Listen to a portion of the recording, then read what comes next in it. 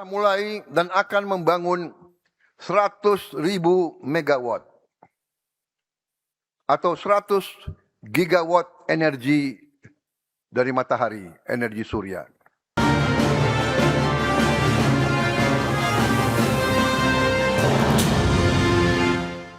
Ya pemirsa, pemerintah menegaskan kembali rencana strategis untuk membangun pembangkit listrik tenaga surya atau PLTS hingga mencapai 100 gigawatt. Bahkan tahun ini pemerintah akan mengejar pembangunan 30 gigawatt PLTS. Telah mulai dan akan membangun 100.000 megawatt atau 100 gigawatt energi dari matahari, energi surya. Pemerintah akan mempercepat penutupan pembangkit listrik tenaga diesel dan menggantinya dengan pembangkit listrik tenaga surya. Tahun ini kita akan bangun 30 gigawatt pembangkit listrik tenaga surya dan segera menghentikan 13 gigawatt pembangkit listrik tenaga diesel. Kita mendapat anugerah dari Tuhan Yang Maha Kuasa, sinar matahari yang hampir sepanjang tahun. Tidak masuk akal jika pulau-pulau yang terpencil kita harus menunggu kapal membawa BBM solar untuk memperoleh listrik. Ongkos ekonominya terlalu tidak efisien. Dengan PLTS kita juga bisa membangun kemandirian energi kita. Demikian pernyataan Presiden Prabowo Subianto dalam rangka penyampaian RUU APBN 2027 dan nota keuangan terkait rencana strategis transformasi Indonesia di bidang energi. Pemerintah menegaskan kembali komitmen untuk membangun 100.000 megawatt atau 100 gigawatt energi surya. Dan tahun ini akan membangun 30 gigawatt pembangkit listrik tenaga surya dan segera menghentikan operasional 13 gigawatt pembangkit listrik tenaga diesel. Presiden Prabowo menambahkan Kementerian Koordinator Bidang Perekonomian telah menghitung dengan PLTS 100 gigawatt, maka negara bisa menghemat 73,9 triliun rupiah setiap tahun dari penurunan biaya pokok produksi listrik. Jumlah tersebut belum ditambah jika tidak impor BBM dari luar negeri. Sehingga dengan 100 gigawatt kebutuhan impor akan jauh berkurang dan bisa menghemat devisa negara dalam jumlah besar. Dari Jakarta, tim liputan IDX Channel. Ya pemirsa, untuk membahas tema menarik kita kali ini, bidik 100 gigawatt PLTS, Indonesia siap menuju era energi surya. Kita sudah tersambung melalui Zoom bersama dengan Bapak Yayan Satyarti, pengamat ekonomi energi dari Universitas Padjadjaran. Langsung saja kita sapa ini. Halo Pak Yayan, apa kabar? Alhamdulillah Mas Pras. Baik, terima kasih atas waktu yang disempatkan. Tadi sudah disampaikan informasi menarik begitu ya Pak Yayan, bahwa pemerintah Presiden Prabowo Subianto ini menargetkan pembangunan ada 100 gigawatt ini pembangkit listrik tenaga surya atau PLTS. Nah, apakah memang arah kebijakan energi pemerintah ini sudah tepat nih ke depannya begitu Pak? Oke, pertama kita lihat dulu ya, ada beberapa data mungkin yang mau saya share ya. Ya. Kalau misalkan kita, karena di sini ada hubungannya dengan desa ya, kemudian juga ada KDMP itu yang akan menjadi workhorse dari proyek ini. Nah kalau secara prinsip ya kita lihat bahwa kebijakan 100 gigawatt PLTS ini sudah tepat. Kalau kita lihat misalkan seperti kita memiliki potensi itu iradiasi yaitu 4,5 sampai dengan 5,5 kilowatt per hours per meter kuadrat ataupun per square itu per hari. Nah kemudian juga level cost PLTS ini telah turun itu ke kisaran sekitar 0,04 sampai dengan 0,06 itu kilowatt sen ya per US dollar. Jadi di sini itu sudah relatif bisa kompetitif ya dengan PLTU yang sekitar 2 sen atau sampai dengan 3 sen. Jadi kalau ini kan sekitar 4 sampai dengan 6 sen. Dan kemudian juga surya itu adalah teknologi modular ya PLTS ini yang cocok ini dengan geografi kepulauan. Namun ada beberapa hal yang menjadi catatan bahwa ketepatan ini itu belum tentu akan sesuai dengan kalau saya menyebutnya yang diinginkan oleh Pak Presiden ya, Yes. ataupun seperti itu. Yang pertama itu kalau kita lihat angka dari 100 gigawatt ini bersifat ambisi presidensial karena di atas RUPTL itu RUPTL tahun 2025 dan 2034 sendiri itu hanya memuat 17, gigawatt PLTS. Sehingga terjadi kesenjangan perencanaan ini yang harus dijembatani ini secara realistis. Kemudian kedua adalah horizon waktu masa bagaimana dia ini bisa dieksekusi hingga 3 tahun. Padahal narasinya berdasarkan RUPTL itu kalau tidak salah sekitar 2035. Kemudian target kapasitas di sini yang tidak terintegrasi itu akan menjadi proyek ini akan menyebabkan stranded ya. Jadi kemudian kalau misalkan kita lihat karena apa? Kenapa sih bisa stranded? Karena harus didukung dengan energi baterai system and storage. Nah, di mana di sini kebijakan itu masih belum attach ke sistem energi sistem PLTS-nya. Dan kalau tidak salah regulasi energi baterai system and storage itu masih belum ada. Jadi kalau kita lihat arahnya itu sudah tepat, kemudian besarannya apakah dipertanggungjawabkan ya, defensible. Nah, tetapi dari sisi sequencingnya ini yang serta penargetan spasial ini menjadi hal yang penentu keberhasilan karena kalau kita lihat berdasarkan data potensi desa di sini Papua itu yang sekitar ya ini kalau saya pakai data potensi desa tahun 2020 bahwa jumlah desa yang non PLN itu di Papua sekitar 27% atau 5.555 ini tanpa listrik itu sekitar 33,11%. Yang off grid itu sekitar 60,11%. Kemudian NTT juga itu sekitar 3.419 desa, ada Papua Barat di sekitar 1.985. Jadi saya kira di wilayah timur dan Maluku dan sebagian Kalimantan serta Sulawesi itu yang menjadi target utama dari program ini. Jadi sebenarnya kita tuh memang seperti yang disampaikan oleh Presiden Prabowo tadi dianugerahi dengan ya kelimpahan dari sinar matahari begitu di Indonesia. Tapi menurut Anda daerah-daerah mana saja kalau bicara mengenai kan pemerintah juga target bangun 30 gigawatt nih tahun ini begitu dan akan menghentikan operasional ada 13 gigawatt pembangkit listrik yang tenaga dieselnya. Nah begitu lantas bagaimana Anda melihat? Bisa nggak sih sebenarnya kita juga melepas ketergantungan dari pembangkit listrik yang tenaga diesel begitu misalnya Pak Yayan? Kalau misalkan kita untuk PLTD ya, justru ini yang memang menjadi hal yang sangat menarik ya, dan solusinya bisa dilakukan ya ataupun doable. Nah kalau misalkan kita menggunakan data, kembali lagi ya ini data, mungkin data potensi desa saya ini udah agak lama ya, tetapi setidaknya kita akan memberikan ilustrasi untuk memberi peta permintaan. Sini peta permintaan ini yang harus digantikan khususnya PLTS di mana desa itu sekitar 9.450 desa ini tanpa PLN dan juga kurang lebih sekitar 1,68 juta keluarga ini non PLN yang mayoritas ini dilayani oleh diesel ataupun mini grid. Nah kalau kita lihat itu PLTD itu hanya menyumbang porsi kecil energi PLN ya kurang lebih sekitar 3 gigawatt dari 5,8 gigawatt kapasitas diesel atau kurang lebih sekitar 7.000 gigawatt hours per tahun. Nah ini kalau misalkan kita lihat itu harganya memang sangat mahal. Itu membakar kurang lebih sekitar 2,7 miliar liter solar. Ini biayanya ini per tahun itu bisa sekitar 2 miliar US dollar. Atau sekitar 33 triliun ya. Kalau misalkan kita pakai dengan BPP diesel mencapai 8.748. Katakan rupiah per kilowatt hour. Ini berdasarkan data statistik PLN tahun 2023. Ini mampu untuk mengganti sistem terisolasi. Ini katakan berdasarkan pada BPP ini. Kalau misalkan kita tambahkan dengan PLTS dan baterai itu di kisaran sekitar 8 sen sampai dengan 20 sen per kilowatt hours. Jadi ya ada penghematan ya, tetapi di sini perlu juga bahwa PLTS tanpa baterai system and storage itu percuma. Karena apa? Karena kalau misalkan dia malam itu tidak bisa mengenerate lagi energi ya ataupun produksi listrik.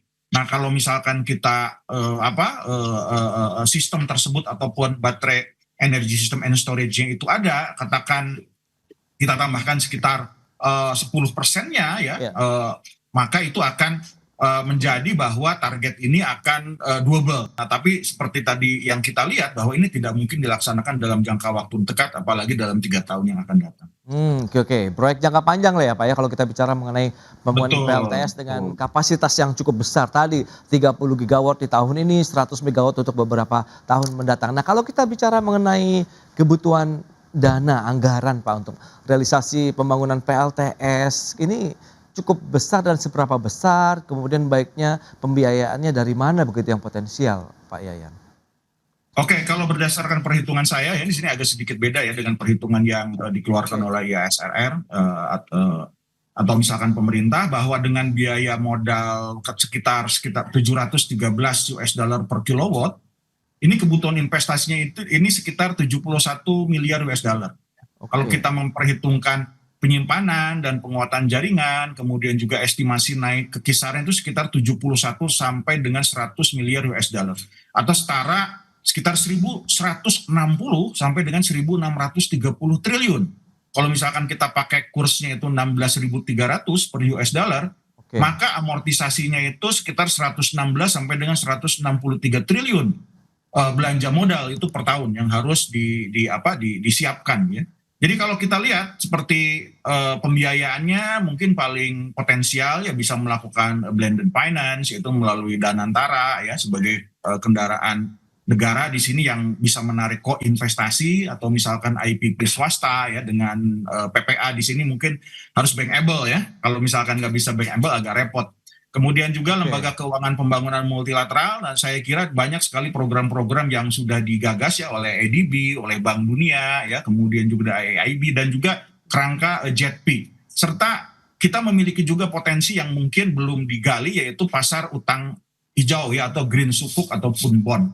Dan kemudian ada skema on bill misalkan melalui koperasi ya untuk segmen terdistribusi. Jadi di sini bahwa KDMP itu bukan sebagai lembaga, jadi dia hanya distribusi, tetapi untuk proyek saya kira jangan dilibatkan secara langsung ya. Nah kalau kita lihat di sini bahwa realitanya ini APBN itu tidak harus menanggung secara mayoritas ya, tetapi peran fiskal dan juga masalah de-risking, terutama dari sisi bunga, penyiapan lahan ataupun izin, serta belanja modal itu yang menjadi perhatian utama. Jadi ya keterlibatan dari pihak swasta juga begitu untuk pembangunan PLTS juga sangat diperlukan begitu, mengingat ruang fiskal kita juga yang terbatas untuk pembangunan pembangkit listrik dengan skala yang cukup besar ini. Kita bahas lebih jauh nanti di segmen berikutnya Pak Ian, kita akan jeda dulu sebentar ya Pak, dan pemirsa tetaplah bersama kami.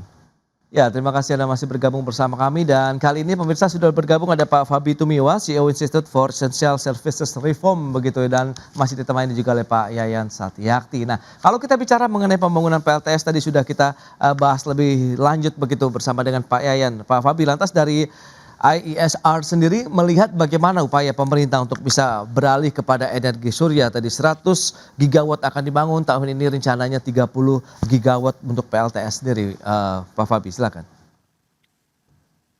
Halo. Ya, halo Pak Fabi. Bisa diulang? Ya, Pak Fabi, tadi sudah disampaikan begitu bahwa Presiden akan membangun sekitar 100 gigawatt PLTS, kemudian tahun ini akan rencananya ada 30 gigawatt begitu yang akan dibangun, dan serta juga akan menghentikan operasional pembangkit listrik tenaga diesel. Menurut Anda bagaimana? Apakah Indonesia bisa juga beralih ini akhirnya ke era energi surya begitu untuk ketahanan energi kita, Pak Fabi?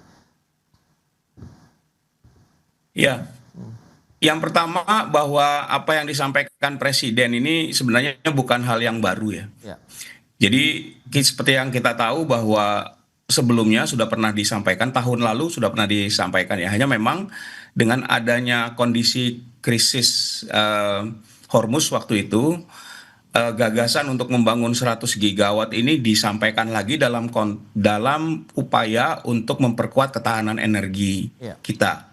Ya, jadi ini satu hal ya. Yang kedua, apa yang disampaikan Presiden ini sebenarnya juga menurut saya adalah sesuatu yang ambisius ya, karena target 100 gigawatt dalam waktu 3 tahun ya, tetapi secara teknis itu bukan hal yang mustahil. Ya, jadi kita punya potensi energi surya yang sangat besar. Ya, lebih dari 100 gigawatt. Jadi kalau kita bilang potensi sumber dayanya sangat besar. Nah, memang tantangannya adalah eksekusi, ya bukan potensi. Nah, untuk bisa mencapai target itu, maka diperlukan em, upaya yang kalau saya katakan strategi multi jalur gitu ya. Bahwa pengembangan 100 gigawatt itu harus dilakukan dengan membangun PLTS dengan berbagai skala, ya, dan juga di berbagai lokasi, ya. Itu strategi multi jalur, baik itu adalah PLTS yang utility scale, ya, baik itu PLTS atap, kemudian PLTS untuk menggantikan PLTD, menggantikan tenaga diesel, kemudian juga listrik pedesaan. Nah, Oke. ini yang harus dilakukan untuk bisa mencapai tadi 30 gigawatt ya dalam 1 tahun. Memang sesuatu yang tidak mudah, tapi kalau kita lihat dengan sifat teknologi PLTS, kalau dilakukan secara paralel ya semuanya dan dilakukan dalam berbagai skala, angka yang besar tadi itu bisa saja tercapai. Ya, jadi saya ingin sampaikan bahwa ini sebuah yang ambisius, tapi secara teknis itu bukan berarti mustahil. Dan target yang ambisius ini harus diterjemahkan ke peta jalan yang secara jelas dan bisa dan juga secara bertahap gitu ya. Itu yang harus dilakukan segera. Ya, keterlibatan dari pihak swasta juga sangat menentukan begitu Pak untuk mengejar target pembangunan 30 gigawatt PLTS, kemudian 100 gigawatt untuk beberapa tahun ke depan begitu Pak Fabi? Ya, saya kira dengan target yang ambisius seperti ini tidak bisa hanya dikerjakan oleh satu pihak saja, misalnya hanya dikerjakan oleh PLN. Ya, jadi juga harus melibatkan swasta, bahkan harus melibatkan konsumen listrik itu sendiri. Misalnya kita sebagai pengguna listrik, kita juga bisa berkontribusi untuk mencapai 100 gigawatt tadi, ya, jika kemudian kita turut mendukung dan jika diperbolehkan ya untuk juga memasang PLTS atap misalnya. Dan PLTS atap, kalau menurut hitung-hitungan kami di ISR, salah satu yang bisa berkontribusi besar terhadap target 100 gigawatt ini. Ya, jadi PLTS atap untuk bangunan rumah, bangunan gedung komersial, untuk industri ya. Jadi kalau kita kumpulkan saja, mungkin potensi PLTS atap itu bisa 20 sampai 30 gigawatt dari yang 100 gigawatt tadi. Ya, ini kontribusinya bisa cukup besar, tetapi kalau kita lihat ya, kalau misalnya kuota PLTS atap dibatasi, akan sulit misalnya bagi konsumen untuk ikut berpartisipasi untuk mencapai target 100 gigawatt ini. Jadi salah satu yang harus dilakukan adalah membuka kuota PLTS atap. Oke. Begitu kira-kira. Itu menjadi bagian dari pembangunan pembangkit listrik tenaga surya ya secara umum begitu di Indonesia, keterlibatan dari yang mungkin skala kecil menengah sampai yang besar juga begitu untuk mencapai 30 gigawatt di tahun 2026 ini. Nah, lantas bagaimana dengan tadi sudah disampaikan juga Presiden bahwa Menko Perekonomian ini telah menghitung PLTS 100 gigawatt negara akan menghemat setidaknya 73,9 triliun rupiah per tahun nih Pak Yayan. Coba Anda melihat bagaimana dengan penghematan ini, apakah dananya bisa kita alokasikan untuk bisa mendorong pembangunan PLTS-nya sendiri begitu ke depannya? Oke, kalau kita lihat ya, ini klaim yang dihitung oleh Kemenko Perekonomian ini plausible ya, ataupun dapat dipertanggungjawabkan arahnya, tapi harus dilihat dulu asumsinya. Jadi perlu adanya audit asumsi nih. Jadi kalau misalkan mengganti pembangkit ber-PPP tinggi itu katakan diesel sekitar 8.700 per kWh, ini dengan surya dan penyimpanan, ini apakah akan menurunkan BPP nasional dan menekan kompensasi dan subsidi? Nah, ini belum tentu juga ya. Nah, kalau misalkan kita menggunakan data, katakan karena ini proyeknya PLTS itu berada di pedesaan ataupun KDMP, Nah, kalau kita lihat ya komponennya berdasarkan data, mungkin ini bisa dikonfirmasi oleh PLN ya, katakan dengan menggunakan data PODES ini, bahwa permintaan ini kurang lebih sekitar di 9.450 desa itu tanpa PLN. Jadi ditambah dengan 1,68 juta keluarga non PLN. Nah, sehingga di sini apakah realistis atau enggak ya batas dari hal tersebut. Nah, kalau kita lihat bahwa penghematan dari BPP cost of goods sold ini itu bukan penghematan neto ya, tapi harus dikurangi juga dengan biaya misalkan seperti penyeimbangan, curtailment, kemudian juga amortisasi modal yang sekitar 116 sampai dengan 163 triliun ya. Kemudian juga angka dari 73,9 triliun ini tampak oke ya, kalau kita lihat ya. Tapi kalau kita lihat ini kan separuh belanja modal tahunan ya. Jadi di sini perlu juga untuk mempertimbangkan sejauh mana masa manfaat aset dan kemudian juga biaya modal. Nah, kemudian juga dari sisi penghematan ya, katakan untuk yang 100 gigawatt ini apakah benar-benar bisa menggantikan PLTD ya. Jadi kalau kita lihat bukan menambah kapasitas di atas jaringan ya yang sekarang ini sudah surplus, nah itu. Jadi sifatnya apakah benar-benar replacement atau enggak ya. Kemudian yang ketiga, angka tadi ini tanpa adanya rentang dan skenario ya, misalkan skenario optimis, pesimis ataupun moderat. Itu yang dijadikan sebagai indikatif politik ya, bukan berdasarkan pada kemampuan dari negara untuk mampu mencapai berdasarkan pada kapasitas keuangan dan juga eksekusi seperti tadi yang dikatakan oleh Pak Feby ya. Jadi sensitivitasnya kita bisa mengetahui ya, kalau kita lihat angkanya sekarang itu memang agak-agak sulit ya, walaupun secara eksekusi project itu bisa dilakukan, nah, tetapi di sini bagaimana sequencing seperti yang tadi di awal saya katakan, apakah bisa sesuai target atau tidak, bahkan berdasarkan presiden itu hanya 3 tahun.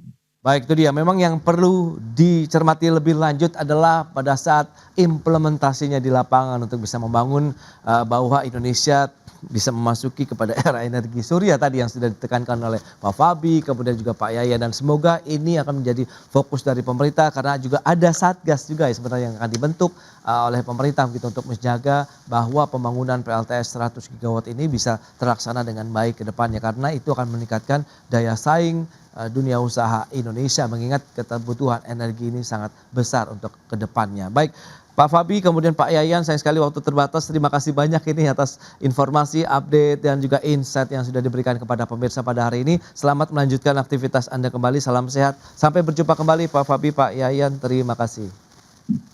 Sama-sama. Terima kasih. Pak Fabi.